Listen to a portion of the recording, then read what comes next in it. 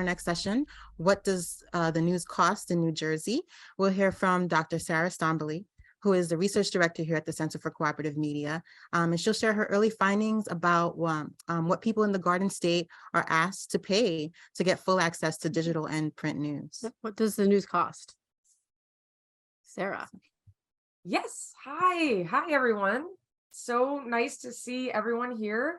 What a great program it's been so far.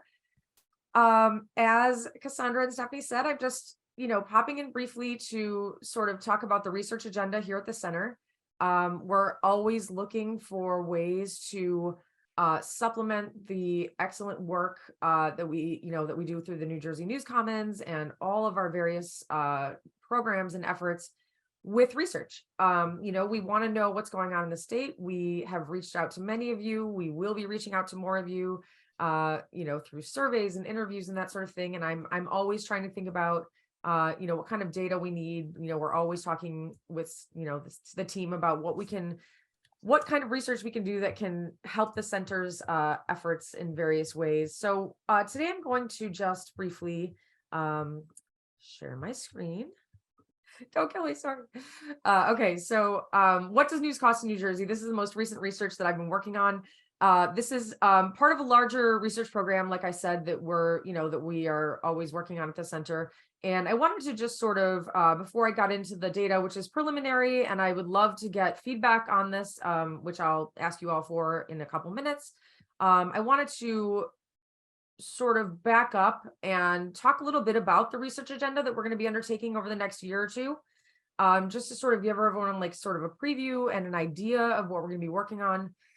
So as I said, what does news cost? This is the sort of the data that I'm looking at right now. Over the course of, like I said, the next year or two, I'm going to be looking at diversity, the diversity of the New Jersey Journalism Corps, diversity in all different ways. This is something that we're very interested in. We want to make sure that we can help support diversity in any and every way. So we want to get just sort of like some baseline data on what that looks like right now. How many journalists are at work in New Jersey, right? We have a pretty good idea, but we really would love to have some sort of hard numbers. This is something that people ask us. And we really want to be able to say, with some confidence what that number is. Who owns the news outlets in New Jersey? Again, like we have some of this data from previous, like the mapping project that we released in 2021, but to really be able to say in sort of a holistic and very detailed way, who owns the news outlets in New Jersey? Who owns the news outlets that are producing news for New Jersey? We want to do a big city news ecosystem analysis. So we have several big cities in the state, as we all know: Trenton, Camden, Elizabeth, Newark, and we would love to sort of look at those cities by themselves and say, like, what does the news ecosystem look like in each one of those with some level of detail? How much are New Jersey journalists paid? This is another question that we're going to be looking at. We would love to be able to have some data on what kind of salaries journalists in New Jersey are getting. Are they living wage? Are they going up? Are they going down? So if anyone gets a survey from us asking these types of questions, thank you in advance for responding. And then we're going to be doing a content analysis of what the journalism that's being produced here looks like.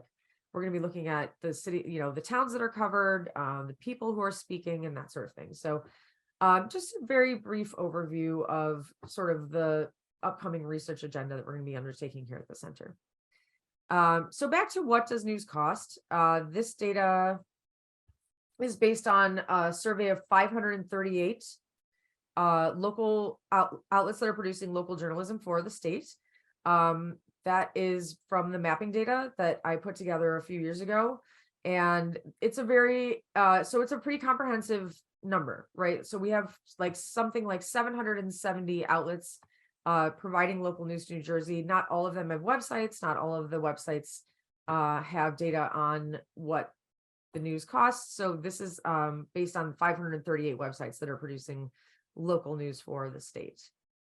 And just some preliminary top line findings.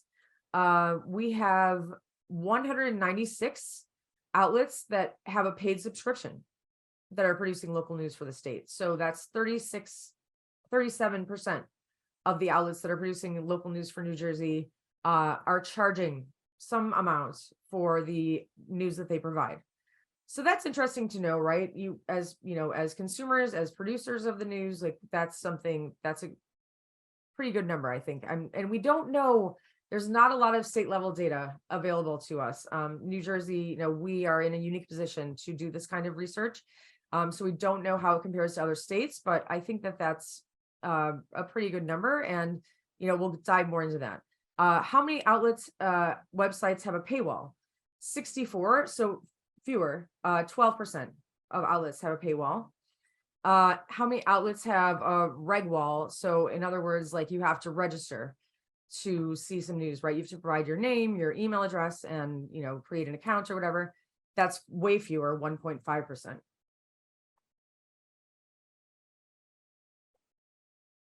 So 300 of 537 outlets are charging for news. That's 56%. So that's half. So that's a really interesting thing to know. We want to, and we're going to dive a little bit more into that. And I'm going to ask you all for your input in just a second.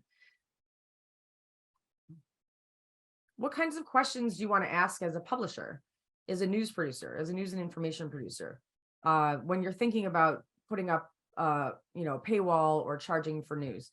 Can my audience afford to pay for news? Right? That's really important to ask. Do I need audience revenue to be sustainable? Maybe advertising is getting it done for you. Does charging for news outweigh potential lost audience members? So these are some things to think about. These are the things that we're going to be talking about in the paper. What else should I be asking? And this is where I kind of want to open it up in the remaining 5 minutes. I would love to hear anyone in the chat, or if Joe wants to unmute people, like what else should I be asking about what New Jersey, what we charge for news? What else would anyone be interested in knowing on a state level? So we have great. Amy Kovac Ashley in that set says if they don't have a paywall or a reg wall, how are the ones that require payments taking in those payments? Oh, also memberships. Memberships are another way. So, but hi, Sarah, it's Amy. Just to follow up, membership is sometimes not required. So the way that you worded that is that it requires payment. So I just wanted to understand the distinction between the numbers that you had for payment versus those two methods for getting payments. Thank you for that. You know what? That is important because I think what I did was I included memberships in that number. So probably that includes, so you're right. The wording would be different. It's like paying for news, either mandatory or voluntarily would be a better way to say it. We also have a question for Katrina Janko says that a good place to look at would be the accessibility of news for users with disabilities, accessibility stuff. And then KC says, what's a fair rate to charge? Is there a sweet spot?